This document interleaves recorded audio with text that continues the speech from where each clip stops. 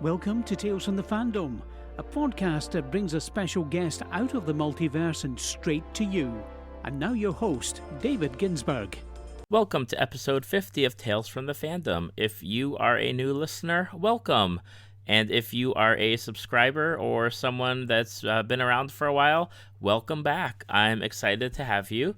My name is David. I'm the host of Tales from the Fandom. And I'm going to be joined by Kerry, who lives over in England, for a really fun episode that was recorded actually in 2017. So we're finally getting into some of the 2017 material. I also wanted to let you guys know that we have a pretty good list of episodes for this month in April.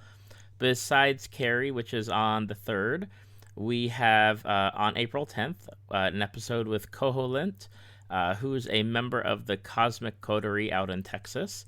Followed on the 17th with Allie. She goes by Pocket Cosplay on Instagram, and she is also a member of the Cosmic Coterie in Texas. They're a Sailor Moon cosplay group, but they also do some other group cosplays. And then to wrap up April is an episode with Clara. She is someone that I met through a Facebook group for a bar, a gaming pub in Orlando called the Cloak and Blaster. And I had her on my show, and we talked about role-playing and cosplay. So I've got a bunch of great episodes lined up. We're also heading into almost a year of having the podcast out. June 6th is the official year anniversary, and I've got some big plans for the anniversary. And we've got some really great projects in the works, including having some artists and webcomic artists on. And we're also having, hopefully, some podcasters join us to talk about their different podcasts in the future. And we've got a few other projects that we're working on. It's just trying to line everything up and not get too far ahead of ourselves. I wanted to make sure that everyone knows that we have a very active Facebook page where I do all my announcing of the episodes ahead of time, who I'm recording with, what's going on, Throwback Thursdays for previous episodes that we've done, and then Shout Out Sundays, where I try to promote somebody or something every Sunday. I did want to just run down a few podcasts that I enjoy listening to. They don't pay me to say this, so it's just episodes or shows that I really enjoy. One is called You Meet in a Tavern. It's a D&D 5th edition actual play podcast. As I record this now, they have 5 episodes out. I'm almost done with the 4th one, and I'll be getting into the 5th one really soon. And it is a really fun show to listen to if you are into listening to D&D actual plays, because some of the people are new to playing D&D, some of them aren't. But it's just really fun, and I encourage you guys to check it out. It's called You Meet in a Tavern, and you can find them on Facebook and Twitter.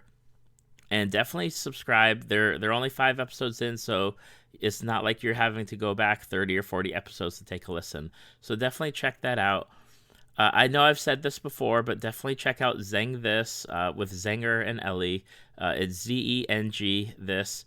They're also on Facebook. They're on Twitter. They're pretty much all over. And they do really focused reviews. They do roundups of material that's happening, but they really do get into a certain topic every week. And I've been enjoying their Star Wars reviews that they've been doing. They've been going back and watching each Star Wars movie and talking about it once a month. They also have a read this or a watch this, where they encourage people to read or watch something ahead of time, and then you can listen to their take on what they've done. So those are 2 podcasts I'd like you guys to check out. Another one is Hexes and Bows podcast. It's done by Joey and a few other people. I've known Joey for a little bit, probably about a year or 2 online, and he and his wife Tara, who sometimes makes appearances on the podcast. This show, again, focuses more on board games, card games, and role-playing games, and they talk about what's going on. They each talk about some Kickstarters that they're into each week, and then they do a NPC wrap-up where each of them plays an NPC in a town where adventurers have come through, and the NPCs gripe about what the adventurers have put them through. another podcast I really like, which just started, and I love the Eberron game setting. And Keith Baker has started a podcast with a few other people, like Christian Serrano, and it's called Manifest Zone. And it just started, so there's only one episode in, but it's definitely a podcast. If you love the Eberron game setting, this is a podcast you need to subscribe to. And I don't think they're going to hurt for subscribers because it's such an amazing setting for the D&D system. It's the one that I mostly follow because I've had such great experiences and great characters and getting to play in that world multiple times. It is phenomenal, and I am so excited to hear what they've got coming up next. So those are just a few of the podcasts that I'm listening to. I'm checking out a few others. I'm checking out Two Nerds and a Guy from Long Island. I'll be checking out the Rolla Stays podcast, which I enjoy listening to. I just didn't get to mention them this time. The Happy Hour podcast with Johnny and Deuce is another one that I listen to. The Dungeon Cast is really great. Again, a D&D themed podcast that talks about one specific topic each week. I listened to their Halfling topic, and that was really fun to listen to because I love halflings. Who doesn't love halflings, right? Am I right? As you can tell, I'm just a big giant nerd, and I hope that comes across when I'm talking to the people that come on the show. I really, really enjoy getting to talk to everybody about their different fandoms. Enjoy Kerry's episode. Again, find us on Facebook, Tales from the Fandom. You can find us on Twitter at TalesFTFandom. On Instagram, it's under my personal Instagram, which is just DGINSB1213. And send us an email, talesfromthefandom@gmail.com. Just as a side note, the website just transferred hosts. I'm still working on fixing all of the issues that went along with it. Not everything transferred over. So that's a long process because of how many episodes I've released at this point. I will be working on it, but just bear with me while I get the talesfromthefandom.com website back up and running the way it should be looking. Anyway, have a great Monday if you're listening to this on release day. If not, then I welcome you to Tales from the Fandom. Enjoy. Welcome to Tales from the Fandom, the podcast that brings a special guest out of the multiverse and straight to you. Today's guest is from across the pond over in the United Kingdom, named Kerry. She's a cosplayer who started out as Harley Quinn and never went back. She just graduated from university with a degree in contemporary dance and performance. Welcome to Tales from the Fandom, Kerry. Hello. How are you doing today? I'm doing really, really good, thanks. I'm glad that we finally got our schedules worked out. We're recording now in 2017 and had to wait for the retail craziness to end for the Christmas season. It did take a while. Oh, that's okay. You were worth the wait. Thank you. I guess the question that I always start with is, how would you describe fandom? Well, fandom is a community. I mean, it's a community with, like, a common interest. And that interest is what gets everyone together and then mostly builds a family. I think, like, you, especially in, like, the world, you don't tend to always get to interact with people, or, you know, your interests are a way to escape. And I think the fandoms are just a great way of meeting new people, speaking to new people, whether it's at conventions or on the internet, and just kind of, like, celebrating what you love and sort of using your imagination, because obviously fandoms go into fan fictions and art and creativity. And I think it's just like a way for people to escape and communicate and create and, you know, so many things. I just think it's like one big family most of all. Exactly. And I know for me personally, after finishing college, the only real place that I meet new people besides work is through the different fandoms that I enjoy. Yeah, I mean, like me, it was just like, I'm very, on my own, very introverted, and even when I was dancing at university or different sort of dance schools I went to, I'd very much keep myself by myself. It wasn't until I sort of went to conventions or started going on Tumblr and stuff like that, I actually started to feel like, through the fandoms, I was a part of something, and, people want to talk to me or we start conversations. Quite often, like at conventions. I mean, at first I'm so shy, but when I was in costume, people come up and talk to you because they're excited about that character and that character means something to them, and they have like this whole history or interest in these kind of characters that so do you, and that's just like conversation starter. And so many of my friendships have started off that way, and then they're like my best friends and friends for life. And I just think it's a way for people to connect. And that's what I found with a lot of people is that, like, a lot of the people that I've talked to are just like me, just like you, very introverted, but when they dress up or when they're the character at a convention, it's totally different. Definitely, yeah. I mean, like, obviously, I said I'm like, Harley's my main one, and she's the opposite of being introverted. And, she lets that part of me out, but normally I'd be like, I wouldn't even dream of doing some of the stuff I would do in costume. But once that costume's there, you embody that character, you love it so much, you want to do it right. And you kind of forget yourself in a good way for a while. And it just gives you that outlet, that part you're not normally able to get out because you've got these kind of barriers or, social expectations or whatever. Mm-hmm. And it's a time to like, free and have, have fun, really. Absolutely. So what fandoms are you into? Obviously, anything related to Harley, so that goes into Batman and Gotham City Sirens and now Suicide Squad, at least in the film versions. Buffy was a big one. I got into that when I was about 9, and that had a major influence on my life because it's just one of those sort of things. Harry Potter, another one, got into young, and it just influenced a lot of myself, my work and interests. Retro gaming from PCs. I think they're like my big ones, the ones I tend to be mostly like obsessed or vested in or spend so much time doing or looking into research and stuff like that. Okay, how did you get into Harley Quinn or the Batman universe? Was it through the Batman the animated series where Harley first showed up? Yeah, I got into early, like virtually straight away that she was on. I mean, I have 2 older brothers, so when she actually came out, I was 92 and I was 4. I can't remember the exact time, but it would be roughly quite quickly because my brother's 7 years older than me, and both of them were so into Batman, and Batman animated series was the thing at that time, early 90s, and it still is, to me, the best thing that Batman's ever done. But I was so, I wanted to watch what my brothers watched, or that's just what I saw. Right. So I actually, a lot of my stuff I got into is actually probably a generation above me, to be fair.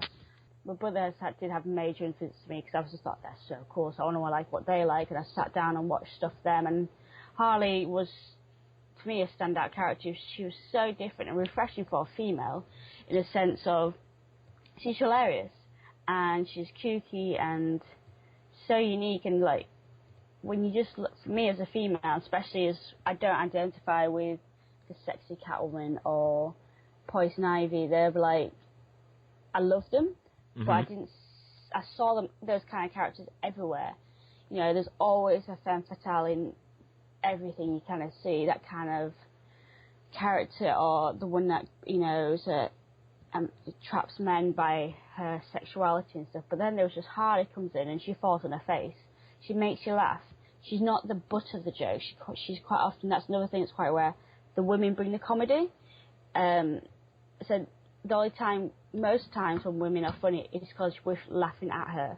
Right. It's so rare to see this character, and she's hilarious herself, and she brings the jokes herself. I mean, she is at times a bit of the Joker's joke, but the fact that she's hilarious and she's the comedian was just a really nice thing to see.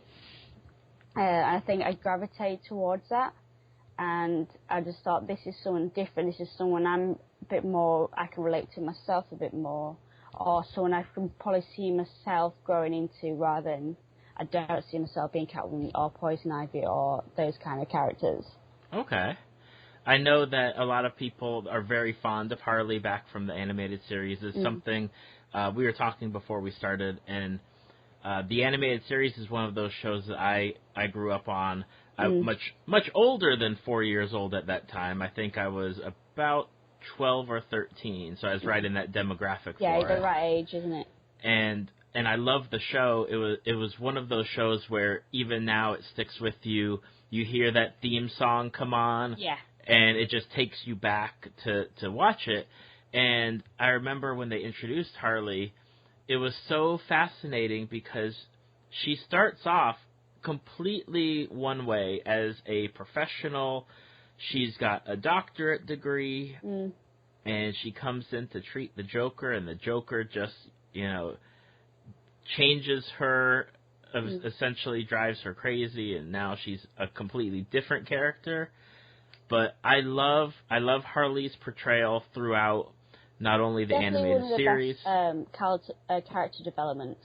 Oh yeah, and it's so refreshing to see it in, like, I guess I would say, like, the modern age, because with characters like Catwoman or Poison Ivy, they've had the comic books and they've had other things to where they've been developed for so long. It's nice to see it. Period. Yeah, you're seeing a new character take shape and develop in front of you. Yeah, I mean, the 90s also are they're very unique with the portrayal of women, because I think that was like a really decade where how women were introduced, or women characters being pushed in. There's a big change. I mean, like, it was very much independent women, grungy women. I mean, there's so many, like, even if you look from pop culture in general, there's like a lot of people I love Spice Girls. They were a big movement. There was Gwen Stefani. There was things in, like, films and stuff that were just, like, even Madonna's, those kind of iconic women were bringing voices to women. And I think that was going into various different mediums across. And they said it wasn't always, very much before. It was very the clean, classy kind of image you see from women. But now there was kind of like these more vocal, loud, brash women taking the stand. I mean, even in business, there's slowly coming in more women in business coming out. I do think like the decade of the 90s was very much a social and cultural change for women in general. I think that was showing in the characters that were being created and the kind of, people creating. I mean, there's also, I think, Buffy's 90s as well, and that was a big social change. So I just think it was just a really good time for women, and so different kinds of characters are coming out now. That's what I tend to feel from that period anyway, and think like Harley was one of those to kind of change the game for women in pop culture as well. Definitely. Which is your favorite portrayal of Harley, from whether it's the animated series or Suicide Squad, the current comics? I think I always loved this animated series. I mean, I'm not one of those people who, I'm not judgmental of changes or opportunity, but that's my Harley that I enjoyed most, because that's the one I grew up and fell in love with. The new film, I think, is fantastic. People are a bit like, oh, she wouldn't wear this, or she wouldn't do that. One, the character was spot on, so I have the character's spot on. Two, I always say she would wear something like that. It was Harley's. I think they say, oh, it's slutty and blah blah blah. It really isn't. She's got such a outside of the box kind of personality that's not what she thinks. She thinks, see sparkly pants, is like, I'll wear that because it's hilarious. Right. And she's also more dressed in what she wears in a lot of the animated series. If you look at Harley's Holiday, she's wearing a crop top and short hot pants. And if you look at Suicide Squad, there's a jacket, a long t-shirt, tights. She's definitely more dressed, and yet people are just, I think some people are set in the ways that like it has to be that and that's it. And I just think I love it, but that was drawn in a very 90s, 40s kind of artwork style. So even so it needs to be changes, because the film was set in a modern day, and it just wouldn't work for me. It wouldn't work, and that's me coming as a Harley fan. So I think Margot Robbie's amazing. Definitely my second favourite kind of interpretation. I didn't like Suicide Squad comics at all. I think the interpretation was just not that, like, I lost Harley in that period for me. But I do love pre-52 comics interpretations in general. And I think they translated it into comics really well, and she's a perfect character for comics because she's such a toonish character. Definitely. I know that was, like, with Harley's costume change, it's the same thing when they had the X-Men jump into the movies. They weren't going to run around in bright blue or yellow tights or whatever. Yeah. They had to have something that's more in line with what it would translate well on the movie. Yeah. I think that's what it's like. I mean, I can get sounds like a bit too protective, but I kind of have to, and I've kind of over years kind of had to sit down and think, well, realistically, does that translate to film? Is she going to look ridiculous? To me, I would just think it wouldn't have worked in a film, especially in that kind of setting of a world, personally. And I think they adapted it really well. It's something I imagine Harley wearing. It may not be her final suit, I don't know. But I think, I definitely do see Harley wearing that. That's, for me, in that. And like I said, the characterization is spot on. I just think you got to take it as a pinch of salt that things are going to change. And it was nice because they actually did reference the costume in the film, Suicide Squad, like the old costume, there was a reference. So this did kind of not just completely disregard it, and there was actual research into actually Willis work in some way. Like they did do costume tests with it. So I think they did the work well in the sense of they didn't just go, oh, we're not doing that. Right.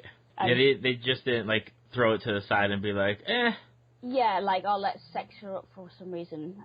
Right. I think they did that at all. I think, there's also things like people like, well, why she's got blue on there, and I just think, for me, if it was the black would just be lost in the film, and she wouldn't stand out with a colourful character. So I think, certain changes made a lot of sense. Like, normally I didn't like the blue, but in the film, she would have been lost.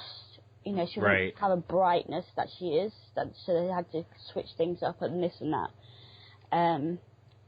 So yeah, for me, I just thought it was a great interpretation. Now, they announced Gotham City Sirens, which I don't know how their schedule is, because the DC movie schedule is all over the place as far as, as we're recording this, there's a whole...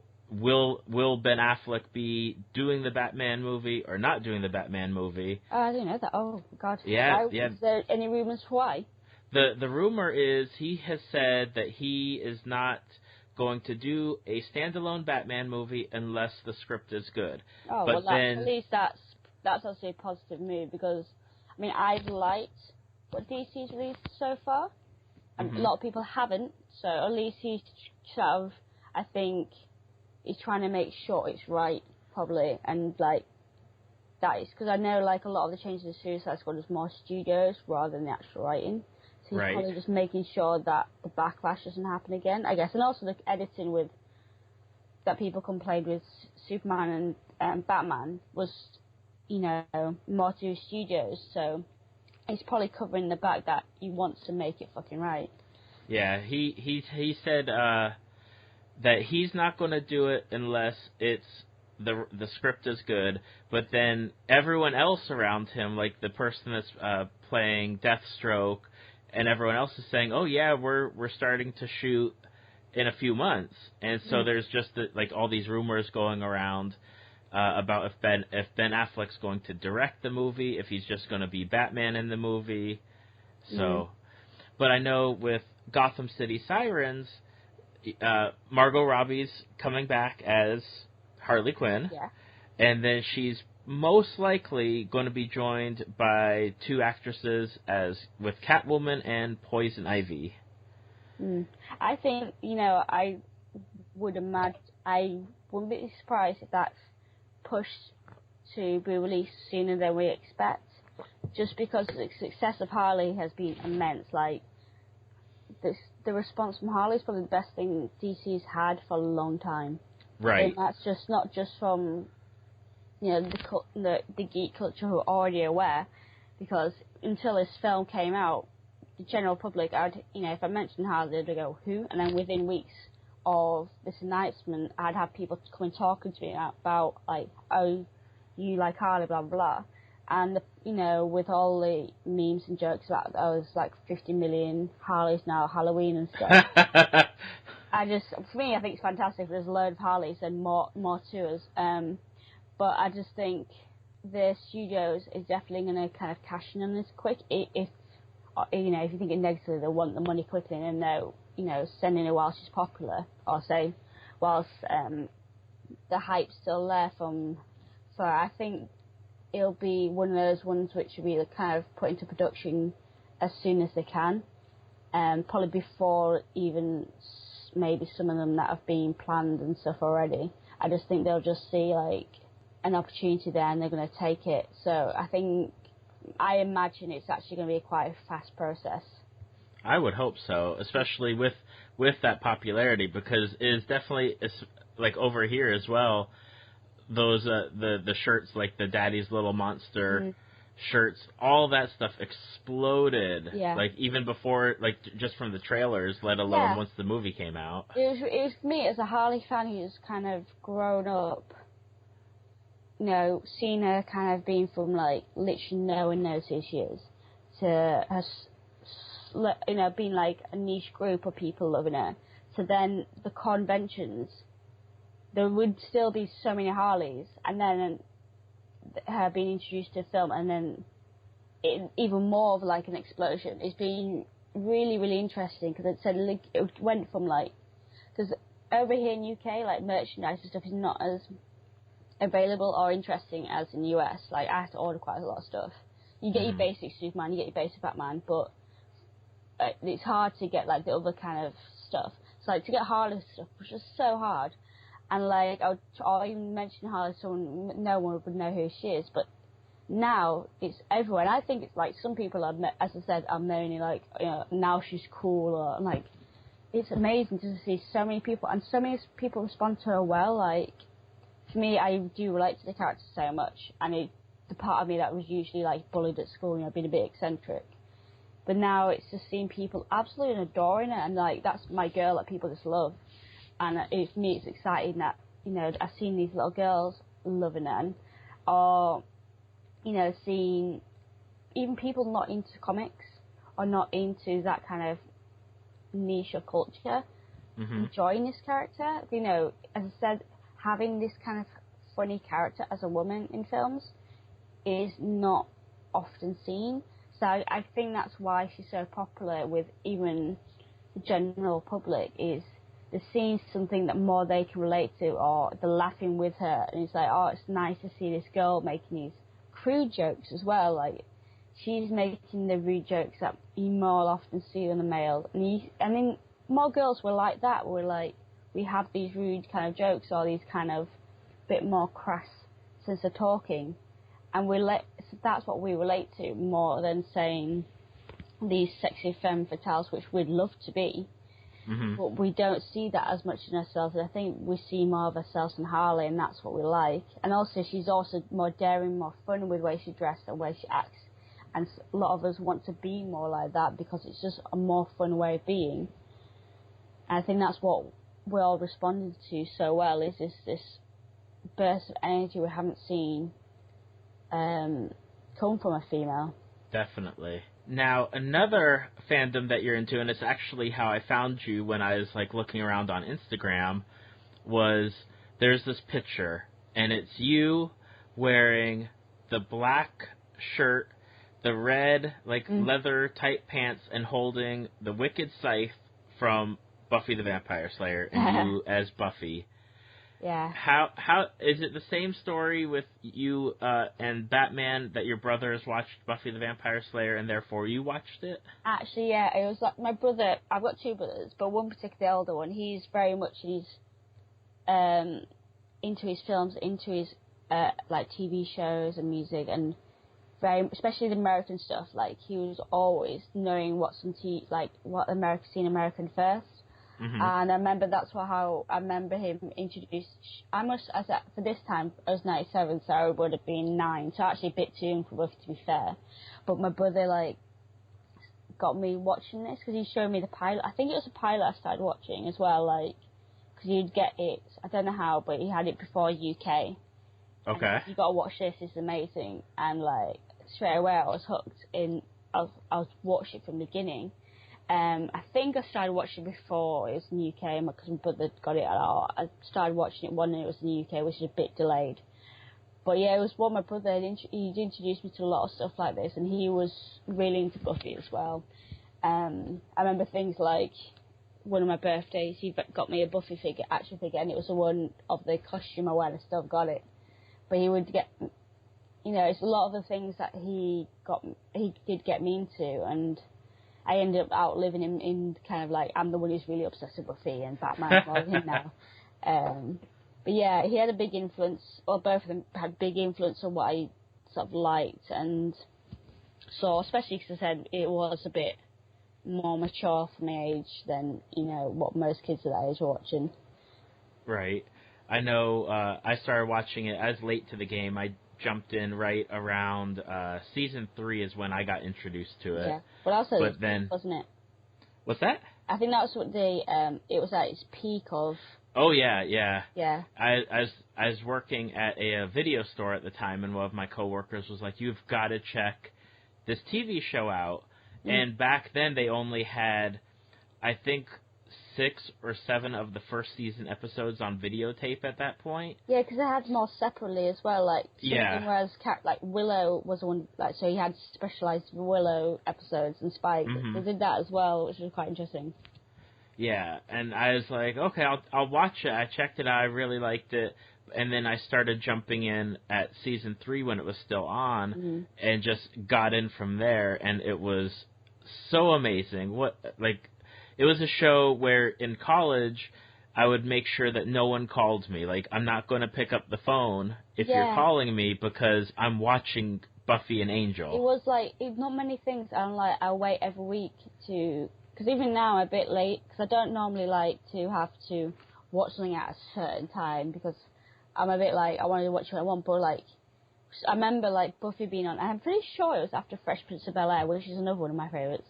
And that'd be like my evening kind of thing sorted. But like me and my best friend, she's also like obsessed with Buffy, so it'd be just one of those things that we would look forward to every week, and it you talk about it and it'd be exciting, and it was just like every week that was kind of the thing, like you watch Buffy. And, like, I even had Buffy pencil cases and stuff. It was just, like, one of those things that I was just... I mean, I'm still just obsessed with it now than I was then. Probably more so as an adult. Now I understand it a lot more. It wasn't just, oh, this is great writing. Like, I actually probably rewatch it and, like, cry more at it. Because I understand, like, a lot of what the characters are going through now. And how genius the writing is, because even though she's fighting demons and fighting monsters, they're all metaphors, or she's going through very human kind of experiences that we all relate to in some point. I think that's why it does so well, because the characters are so human, and you feel like this is your family, or these are your friends, and I think that's what Joss Whedon has such a talent for. He has a talent for characters and people emotions, and I think that's why people are so attached to it, is because these it doesn't feel like characters, these are real people, and I don't get that much when I'm watching stuff. Right. I think it's almost sometimes with the shows now, it doesn't feel like you're connecting with the characters, or at least the shows that I'm watching.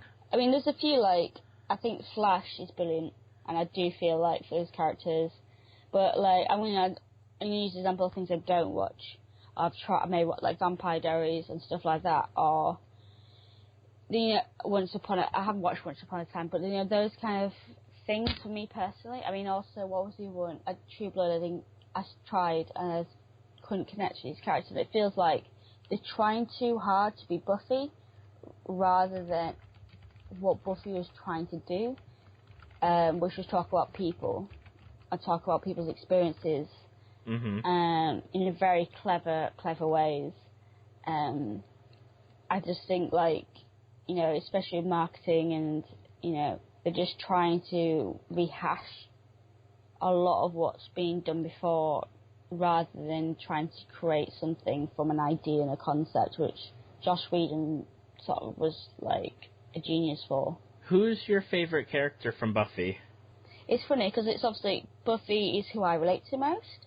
Okay. But I enjoyed Andrew, like. Okay. He like when he came. It was just one of. I think I tend to like enjoy most of the funny characters and stuff. So Buffy, who I relate to, and I see myself a lot in her, even when she was a complete asshole at times. Pardon my French. But you understand like why she was that way. But Andrew was just such like when he was introduced, it was just I looked forward to his scenes because I knew I'd be like laughing along. I mean, season 7, the banter between him and Spike was pure gold, and that's what I used to just absolutely adore him in certain ways. Yeah, Andrew, he was one of those breakout characters in season 6, and especially once he kind of sided up with them in season 7. His interactions with Xander, his interactions with Spike, just him and Anya, like they were is hilarious, and it wasn't overdone. It wasn't too much. Definitely not. I mean, it was just one of those characters that would just bring in some one-liners to break, because obviously season 7 was a very tense and difficult season. I think he was just the right character to bring in to kind of break that up a bit. Mm-hmm. And some of his moments were just pure gold, and you just like no other character, no other TV show could have those moments and it work. You'll just be like, what the hell's going on? Right. I think he was that character. He's only a small character, to be fair, but he brought what the season needed just to make sure it wasn't all doom and gloom or kind of massive Buffy monologues to go on for hours. Or he was so dark that season as well. I mean, when Spike came back and things like that, it was just, I think he brought that to the season and to the characters, to kind of reminding that we can laugh at these things and makes you also think very differently, because he wouldn't think in a normal way. I mean, even when they one episode, I think it was Conversations with Dead People, I think it's that episode when he's virtually commentating on all the characters. Right. It was just, it's like no other character, no other kind of TV show, it would work, and I'm sitting there crying because it's hilarious. And then Anya's coming in. I think Anya's also another one of those characters which breaks the tension and chops it up so it's not too dark. And I think that's why people love and enjoy these characters, because it's just, you don't get too lost in one way. You're always kind of balancing all these emotions and all these feelings. Right. And so that's just why I thought Andrew was just, to me, he stole season 7. Do you have a favorite season of the show? I'm not really sure. I think, I love season 7 because of the character development. So many characters, you see so much them come into their own, or kind of start coming the person they were meant to be. Right. What season 7 was what Buffy was aiming to become. Not always saving the world kind of thing. She empowered women, empowered, all these characters. You see Xander really coming out, because he's through all 7 seasons, Xander was just the kind of the goof who tagged along, maybe was lucky to stake a few emperors, but Buffy was a slayer, and then Willow became one of the most powerful witches, and then there was just Xander who was just like, hi guys, I'm here too. But the way he showed what he was giving to the group, and showed what he was actually there for, that he was I mean, obviously every person's of value, but that what his value was to a group, that was his moment. So I found that really beautiful. Like he said, he was the eyes, he sees everything, he sees what people will go through, and I thought that was a really amazing kind of moment. I just feel like that's what season 7 was so good for. I mean, also what Spike, it came onto what he, because obviously he came from one of the worst villains to actually saving the world in many sense. Right. So that character development came up to a climax. And you just see so many beautiful moments. I think that's why I enjoyed it. Also, I think season 3, I think just because the writing was probably, as I said, at its peak, a lot of nostalgia of that season as well. Some just great stories. So I've probably seen those two, probably as a whole, were my favourites. That is a valid... I mean, season 7 is definitely one of those ones where they kind of start wrapping things up or adding the characters, developing the characters, and it's really one of those seasons where it's almost where they could have gone in a direction completely different and had it really be like a really dark season, but they had those moments of like bright spots, and you get to see like Dawn in high school back like where Buffy began. Yeah, and I thought that was really interesting. That's another thing. It reminds you actually when I saw Dawn go into sort of what Buffy's age was, how young Buffy was when she started. Because I don't know, like when I first watched Buffy at 16, I never see her really that much as 16. Only odd times when she has like a certain way of talking, but I never sort of don't realize kind of like how young she is. But for some reason, Dawn feels so much younger. I mean, Buffy has to grow a lot quicker, but you kind of realize what Buffy, if Buffy wasn't Slayer or didn't have that responsibilities, how young she actually is, and how quickly she had to grow. And I just thought that was actually really interesting to see Dawn in that kind of same position, but living in a completely different, well, not completely, because she just live a bit of the, she has to, like, because she's Buffy's sister, but I think it made me realise how young Buffy was when things started. I know that was an interesting kind of insight into kind of reflection. Yeah, definitely. That is definitely the case. And I know, like, you always think about, okay, the show, when it first starts, Buffy's probably 14-ish, maybe 15, because she's a sophomore in high school. But really, through Dawn, you almost get to see, like, that, what if Buffy wasn't the Slayer? This, like, she would have had, like, that same experience. Or she would have, I guess, technically been very, like, closer to Cordelia. Yeah, you see a lot of Cordelia-ness in, like, how Buffy. I mean, if you refer back to the movie, which is actually before the seasons, that's the kind of character she was becoming, and you kind of, I think with Dawn, you kind of realise how mentally quickly Buffy had to grow up and take responsibilities, and the kind of things that she had to think about, and it's completely different from the average teenager. And I found that just like, I don't know, after me, I started admiring Buffy a lot more from that, because you could have easily gone completely wrong, but she took her obviously she had her moments when she had to, I guess, struggle with it because she wanted to be a teenager and maybe not always made the right choices. But I think how quickly she had to grow at such a young age, but in a healthy way. It came quite healthily. It was, it's quite astounding at times. Moving from Buffy, and you live over in the United Kingdom, so is it a prerequisite that you love Harry Potter? I think so, but at the same time, I have to admit, I think Americans get excited more over Harry Potter more than we do in general. But I think everyone, at least in most, like of my generation as well, that you get Harry Potter is just a beautiful thing in the sense of everyone has at least read, well, most people have read it or seen a film or have some kind of attachment to it. But not everyone, but it is quite interesting because, like me, I got my boyfriend as well recently. Like, we both go out in Hufflepuff scarves, and since me giving him one, he says so many people come up to him and get excited over his scarf. And I literally like just scream Hufflepuff, or even start conversations or at work. And he's new to the geek stuff in the sense of he has these things that he just really like, but he's not like in the culture as much until now because I'm pushing him there. So for him, getting like me giving him this and then getting all this interaction from people, but it's really people just getting excited and it's starting these conversations, and also then they'll start people like at work, what house people are going in, everyone. most people, if you're into Harry Potter, like, you want to know which house you're going to be in. It's just excitement.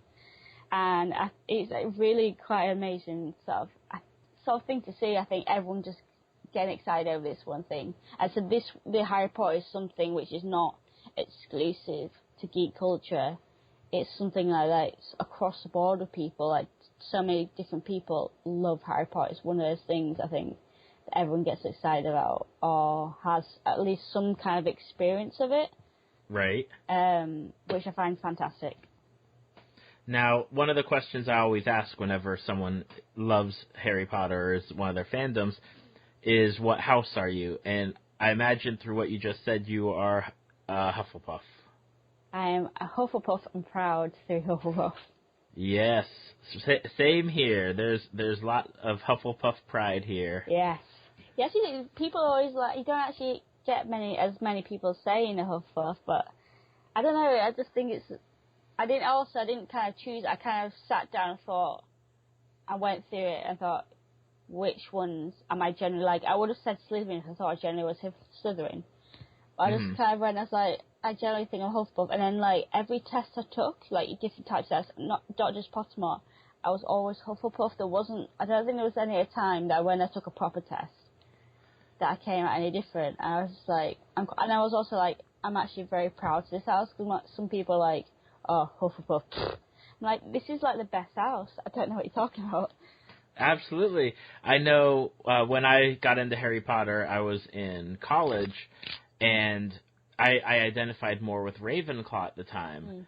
But after graduating and really just becoming who, like, I am now, I'm totally Hufflepuff, like, Hufflepuff for life.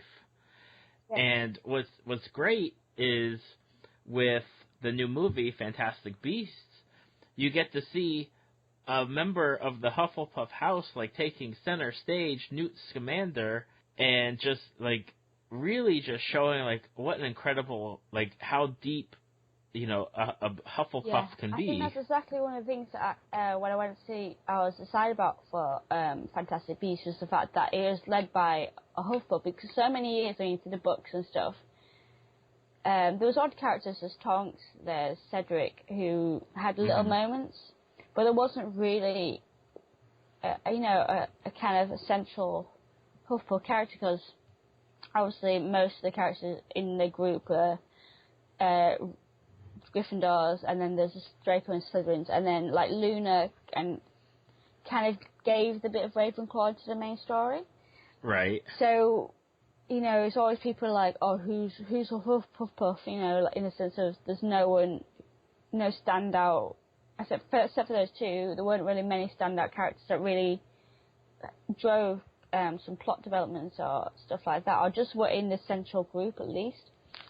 So when I found out that Newt was like Hufflepuff, it was just like, I think it's that kind of thing that when people say representation matters, it was just that great moment. And then when you saw the film, he really did kind of drive, you know, the kind of key points and beliefs of the Hufflepuff, like his sort of passion and his kind of need to look after these creatures and them to see as much as a value to the world as, you know, the wizards and, you know, the Muggles, you know, that these creatures are just as valuable. It's one of the, you know, I think a key feature in Hufflepuff is that kindness, you know, everyone's important, everyone has value, no one's better than the other, we're all in this together kind of, and also this kind of way of kind of, trying to find the right words, kind of like fairness, I guess, that is one of them. It's kind of like, it's a kind of that they drive the equality in the world, that this is the most important thing, is equality, and looking after each other, and it's just, and just seeing the kindness in people, and I just thought it was such a nice, seeing that story kind of played out. It's actually another story which you don't see that much, this kind of like value of like animals and creatures. And I said, it's like you watch it, like, not only is he said to be a Hufflepuff, he is the perfect Hufflepuff in a sense. And for me, myself, I went to see it with like some people. It was just that's what we kind of took away. It's just kind of, it was a Hufflepuff story, basically. Right. It's not the story where Newt Scamander's like running roughshod over everybody to achieve his. He's not the chosen one in like the way Harry's kind of story's told. Yeah, it's definitely he's very subdued. He's doing the things that he thinks are right. He's just trying to like do it without affecting anyone, and he's not even in it for like glory or praise. You know, it's basically this is the right thing to do, and you know, he just gets on with it, kind of thing. And he's passionate about it. I think that's another key thing. He's very passionate in what he's doing, and even when people are like, that's ridiculous, you know, he's like, no, it's not, it's, you know, this is important. Exactly. So, in the Harry Potter world, there's 7 books. Do you have a favorite? At the moment, I'm leaning towards, because I want to reread 4th, and I don't know why, I just want to reread 4th. I think like 4th and 5th tend to be my favourites. Okay. I do know my least favourite, not because it's any worse or any, like, I don't think it's as good. It's 7. It's simply because it's not at Hogwarts as much, and I do enjoy reading the tales whilst at Hogwarts a lot more. So I feel like it's as good quality, but it just lacks the more Hogwarts kind of moments. I think Goblet of Fire and Order of Phoenix tend to be my favourite. Maybe also, it's really hard, but I think maybe also Prisoner of Azkaban, maybe in that it usually just switches between those ones depending on what I want to read at that time. Okay, yeah, I'm a big Prisoner of Azkaban fan. That's my standout book. Yeah. And you know, when you were talking about 7 Deathly Hallows not taking place at the school so much, which I love seeing the school all the time. Yeah. As one of my favorite things is them being in school. It would be interesting, because I know J.K. Rowling is going back and writing stuff or being involved in publishing stuff. It would be interesting to have a companion book of, say, like, Neville and Ginny's time at the school while things are going on. I do actually love it when writers do that. I mean, because that is obviously, it'll be a completely different experience of what Harry went through. That's why there's only, I don't like Twilight, I'm not going to say it, but I did like the idea that the fact, because she wrote Twilight and then she released another book from Edward's point of view. I never read that one, but I did like the idea of the same story but a different point of view. How would it be different? That same situation or same time from someone else's eyes, someone else's experiences, someone else's way of thinking. Because obviously we're reading Harry Potter through how Harry thinks, so it's very biased. Even though you don't consciously always, unless you sit down and think about it, that this is actually, we're reading a very biased point of view. We're seeing things from someone's point of eye. If you see it from someone else's, the situation will be completely different. And also just seeing how Hogwarts played out during that time, because also we're very surprised to how things are when Harry finally turns up at the school and hears what we did here, or what characters went through, like what Neville went through and stuff like that, and how they changed. So obviously there was a lot of character development that was happening and we didn't see.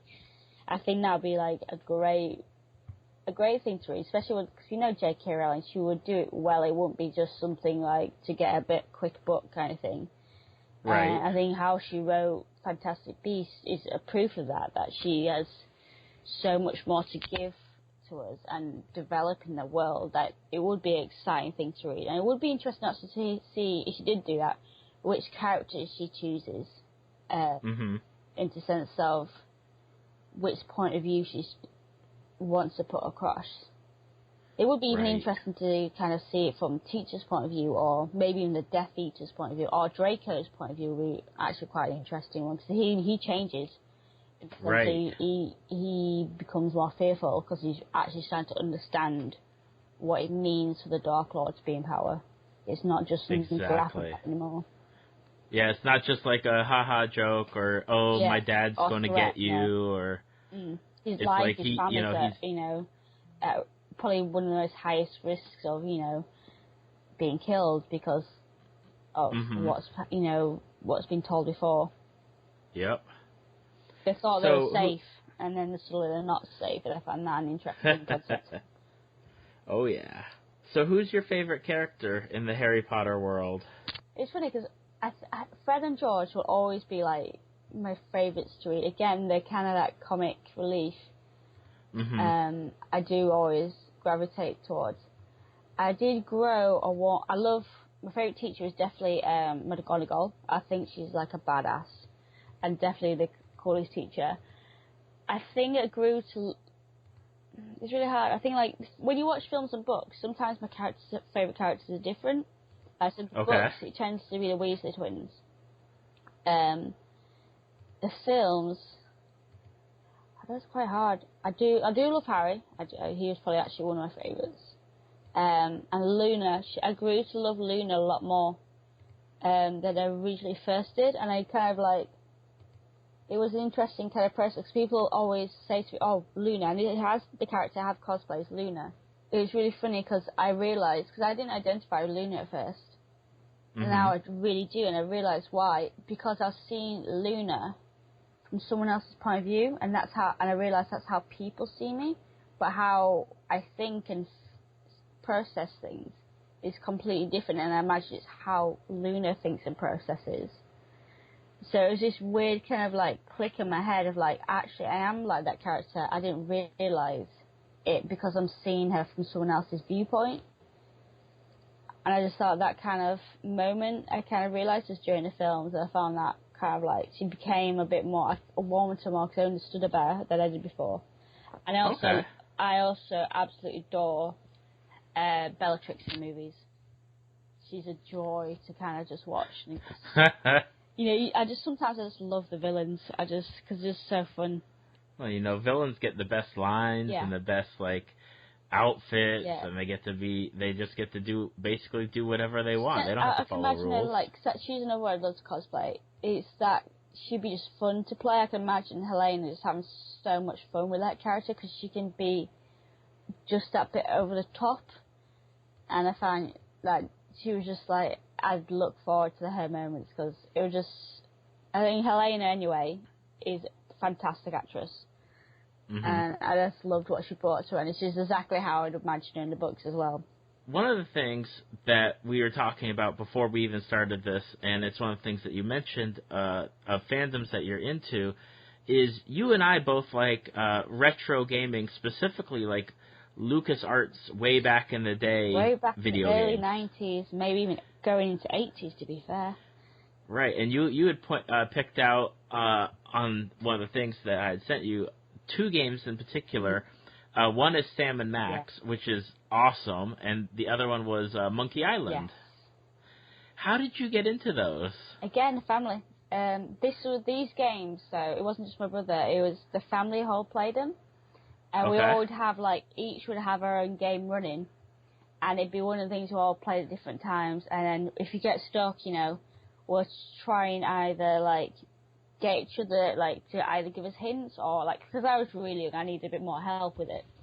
But it was this thing that we all played, and obviously I was very young for those games. And I have such good memories of growing up playing those, and even when I speak to my mum now, like, we hear the music, because they got very, like, Monkey Island particularly, we hear the music, and it's nostalgia comes back, and it's kind of really great family kind of memories, and we all found it hilarious. I mean, the strong things about those games are the storylines, and also, like, how you play them.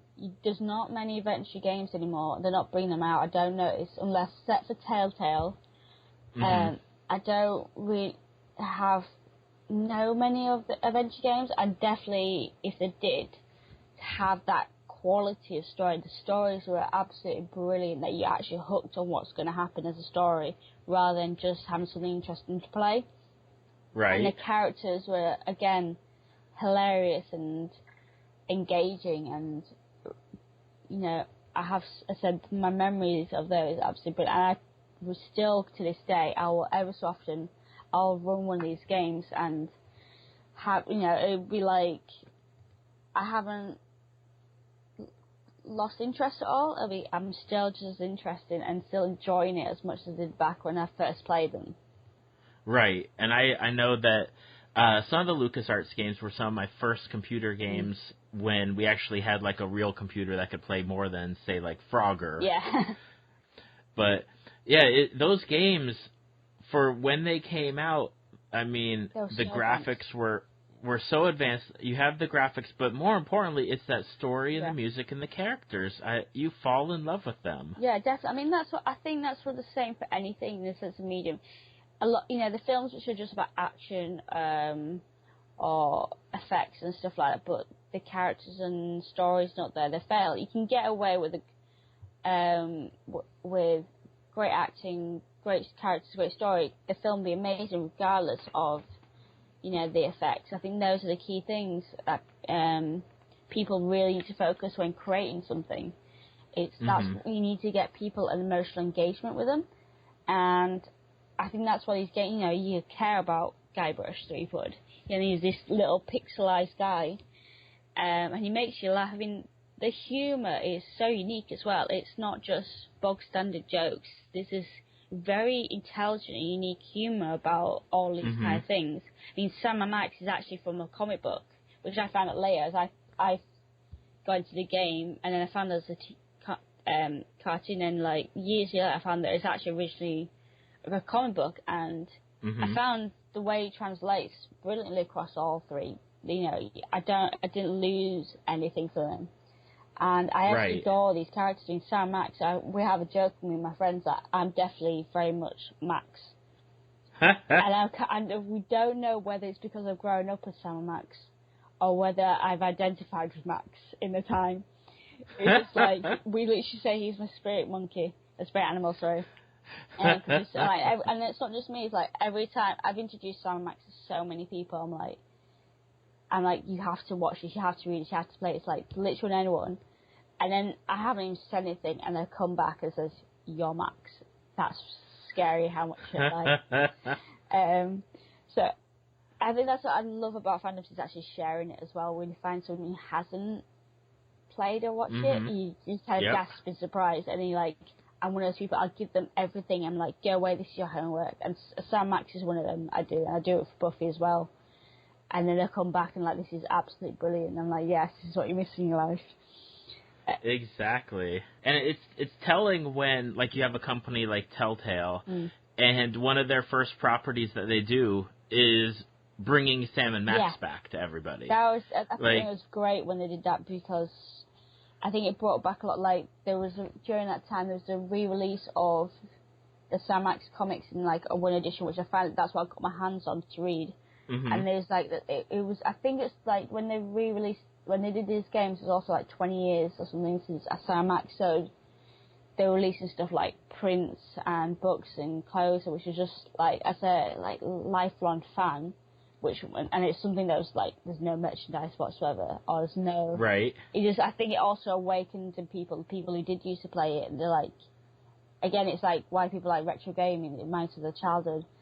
And it's this kind of joy come back, like if it's something to do you grew up with, and it's a really good memory, people just get excited about it. Right. And then having something new to play was just brilliant, with the same humour. I mean, Steve Purcell, who actually created it, I'm pretty sure he had quite a bit of involvement, at least, with the stories and characters. I think so, anyway. And it was just, when I was playing that for the first time, I thought, yes, a new game, and it was just so exciting. We've covered Buffy and Harry Potter and Harley Quinn and awesome retro games everyone needs to check out. Yes, definitely. And finally, you are a cosplayer. How did you get into being a cosplayer? Like, how did you get into that? I think it was through Tumblr, to be fair, because I remember when I started back in 2011, I was actually studying dance in Dundee, in Scotland. Okay. And I was a bit secluded from everywhere. It's one of those places where nothing happens. And I was a bit stuck there. And so I'd always be on Tumblr, and I'd follow also like the Harley Quinn stuff, mostly, and all geek stuff. And I'd see these people dressed up as characters. I was like, I'm a performer, so this stuff is amazing to me. And I was like, and also the costumes being absolutely amazing, not these shop bought kind of things you get just quickly for Halloween. And I was like, this is amazing. This looks so much fun. Like, actually being able to become these characters, which over years I've done like fan fiction, or I've got a very like imaginative brain that I'll go off and make stories in my head, and I just idolise certain characters, and I wish I was like that. I wish I had that confidence and stuff like that.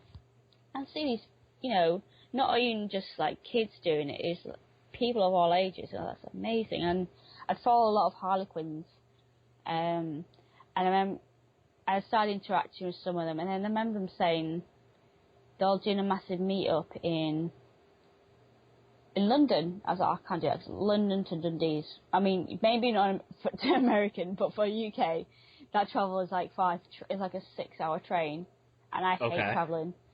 Really do. And I had no money, so I thought, I can't do that. I can't do that. And then just like, I was so miserable at that time.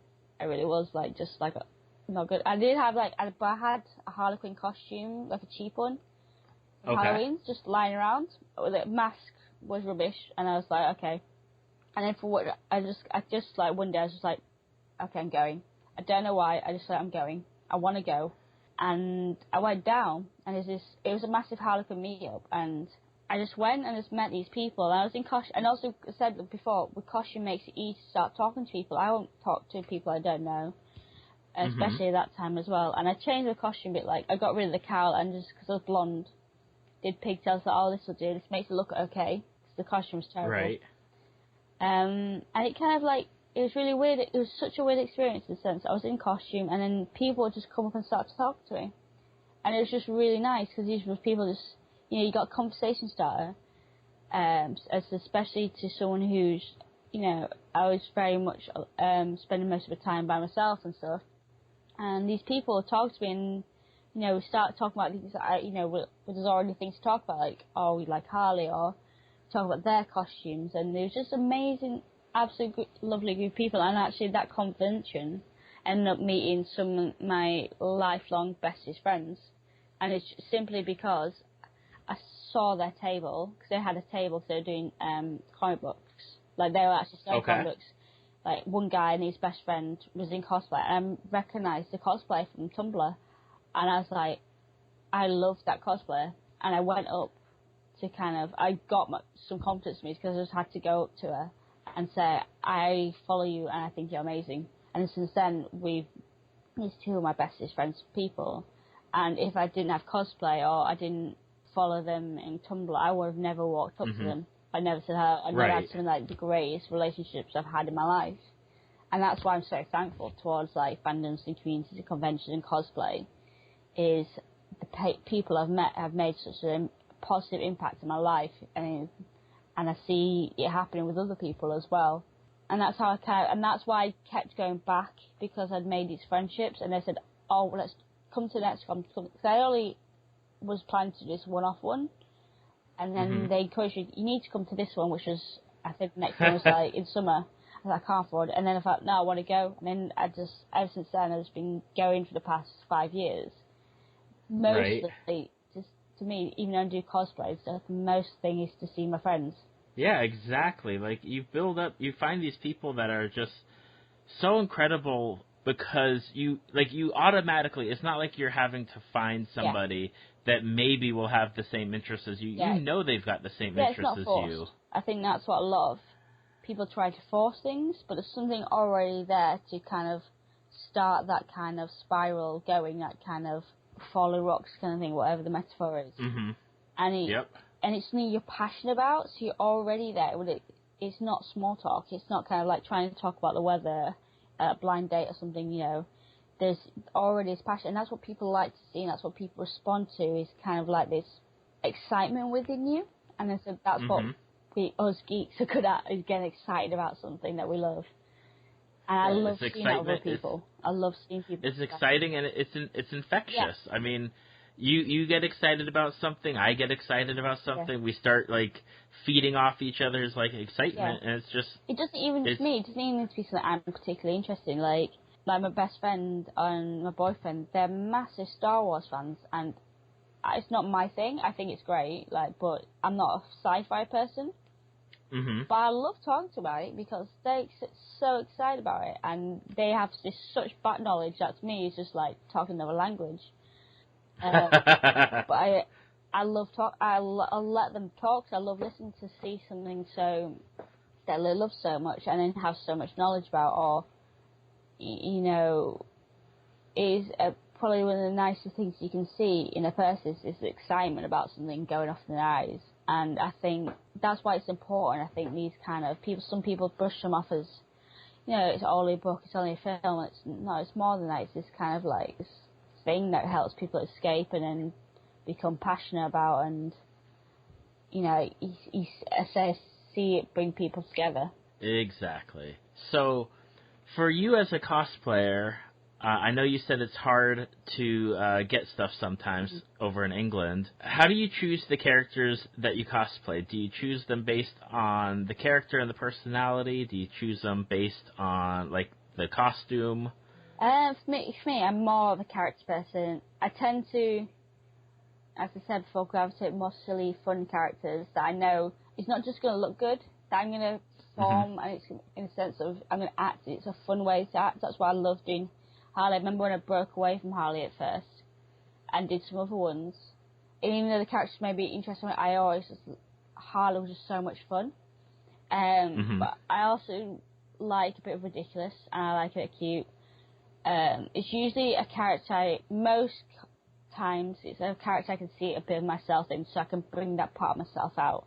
I've done. Okay. So, like, also Harley's personality is very much like mine, very eccentric, will just say things that no one else will kind of think of. Like, people have gone to see the Suicide Squad film, I come back again, that's no one that said that's exactly what you're like, it's weird. I've done Tinkerbell because she's a bitch and it's brilliant, that's just fun to play. She's not a nice character, I don't understand why people have niced her up and pretty fat. It's like, no, she's a little bitch, and that's why she's fantastic. I've done, from LucasArts, I've done Guy plus 3 Foot, because he's a goofball, and I've done it even sillier than just him on his own. I've done Laverne from Day of the Tentacle, with her tentacle costume, so I looked like a massive traffic cone, but I didn't care, because to me it was hilarious. And what was funny for me about that, I was dressed up in this costume, which is absolutely ridiculous, beyond belief, and I went first did it a Eurogamer, so I had this sexy Lara Croft walking past, and then just me in this stupid stripy tentacle costume, which most people even didn't get the reference, so I just did look like a sheer traffic cone, so I really don't know.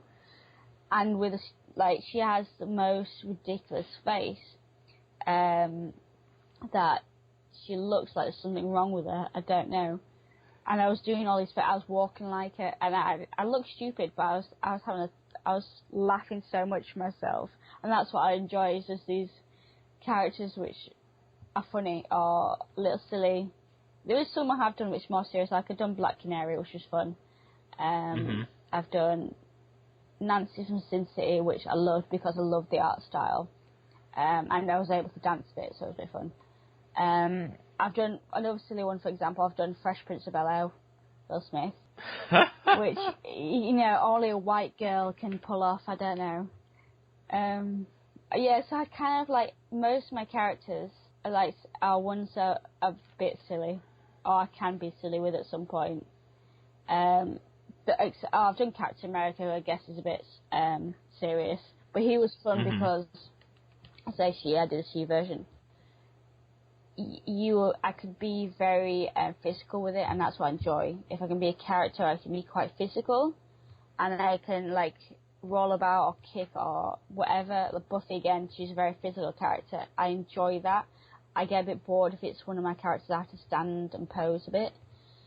So it's definitely, I look for a physicality character, something I can change with, and quite often have a laugh. If it's even a serious character, you tend to find some pictures of me messing about in it, and maybe not appropriate for that character, but definitely that it's about what I can do as a character, because that's what I have fun with. And that's really all that it is, that you should be doing, is as long as you're having fun with the character and you're enjoying what you're doing, then that's all that matters.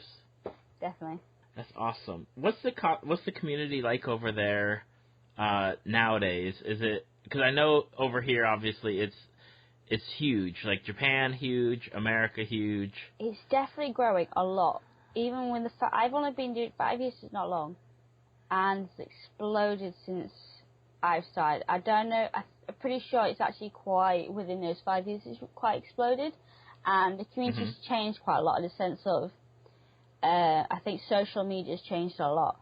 In the sense of, like, when I started, it really was like a hobby, and a lot of now are using social media to make a bit of I say a career. It's not really a career, but there's that kind of idea of cosplay famous kind of thing. People go out wanting to be famous about it, like, which for me, I guess because I've always seen it like this little hobby thing is a bit weird. Because I don't know, I guess it's just like you start football to be famous. I think that's a bit weird. You want to play football, really. But I think, it's definitely exploding now. It's still very small compared to everywhere else, although it's still very a niche. But since I started, the conventions are becoming more packed. There's a lot more people getting involved, hearing about it, especially, I guess, also, a lot of it will be to do with the films getting popularised in geek culture.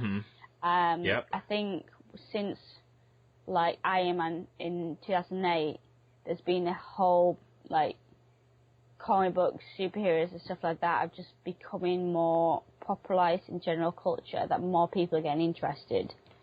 And I think that's bringing a lot of people in now. The conventions now are really rammed, at least the London ones. I think that's just been in the past few years. So it's been interesting to see it go for quite, I said recently quite as busy, but quiet to be now kind of like very big for the UK, but still, I say it's not on par to anywhere else, like the US or Japan. Not all. It's got a long way to go before even being like that, but we're a lot smaller country, I guess. It's so awesome, like, that everything, like, this fandom is just so, it's not only getting bigger and more people are into it, but it's just all across the world now. I mean... Yeah, I mean, like, it's, I'm making friends, I said making friends, I'm making connections, across into US, because the US is one of the biggest kind of, exports to cosplay, and I've made some friends online from across, and that's really interesting, because that would never happen. I mean, the internet's got massive to do with that, and giving that opportunity, but people are finding me, or I'm finding them, through the interest of saying, like, Harley Quinn or whatever, and, making these friendships, and it's interesting to have this conversation with people from a different sort of cultural environment, and experiencing it, because, like, in America is a lot different, from especially with the people I know who've been over there who said it's different. So it's really interesting to see how it's going, this hobbies going on in other places and talking to other people about it. Kerry, you have been awesome. Thank you. And if people are listening and they want to find you on social media, what's the best places that they can find you? Well, Facebook page will be Caroldean HQ. Instagram, I'm Hufflepuff the Slayer, unsurprisingly. And then Twitter, I'm Daphne Blake, as in Daphne Blake from Scooby-Doo. That's awesome. That is awesome. I love Scooby-Doo. That's another thing I actually loved. Hanna-Barbera cartoons were definitely one of my things. Oh, yeah. Oh, man, Scooby-Doo, even now, I love it with the kids. Yeah. Like, my kids watch it, and I'm like, I love Scooby-Doo. Yeah. Oh, well, that's another thing. I've got so much merchandise and stuff. That was a problem I had growing up as an adult, actually. Well, Kerry, thank you again. I'm glad that we were able to get our schedules worked out and get a podcast in the can, because it has been a blast talking to you. Thank you for inviting me. Thank you for listening to Tales from the Fandom. Subscribe to us on iTunes or your podcast app of choice. Follow us on Facebook at www.facebook.com/Tales from the Fandom to see photos, links, leave feedback, and check out upcoming guests. If you'd like to be a guest, email David at talesfromthefandom@gmail.com.